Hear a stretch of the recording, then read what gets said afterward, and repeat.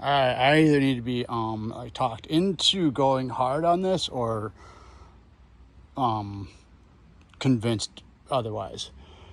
Basically, we got behind the garage, which was a carriage house. So there's a basement, and originally on the back side here, those walls were split out, and there was a ramp that led through that door that a horse or a cow, there was room for one horse and two cows down there, could go down there. And then the carriage was parked upstairs and the chickens were over there, whatever.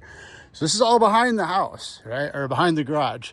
So nobody can see none of this shit from the street. So the whole, whatever that plan here is, build a carport basically that comes out over all this.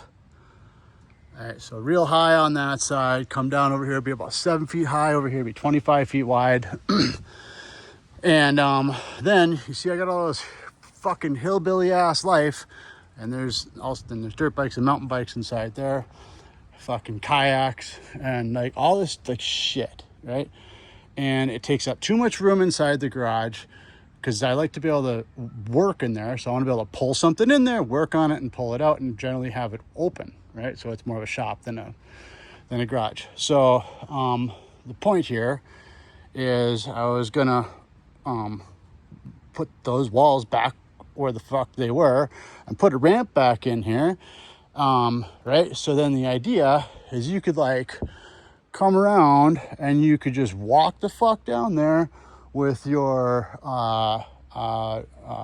dirt bikes and mountain bikes and lawnmowers and snowblowers and all this other bullshit, and you could like go put, and depending on the season, you could put things downstairs. Also, you can store stuff downstairs. You can walk down there, and this would all be, like I said, covered, under a carport.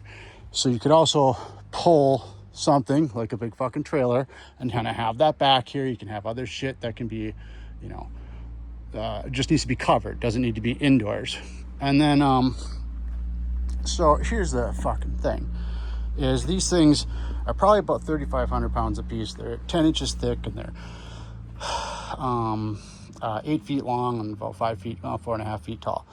The fucking I dug all this out, whatever. Now the problem here that I just realized is these things have actually shifted that way.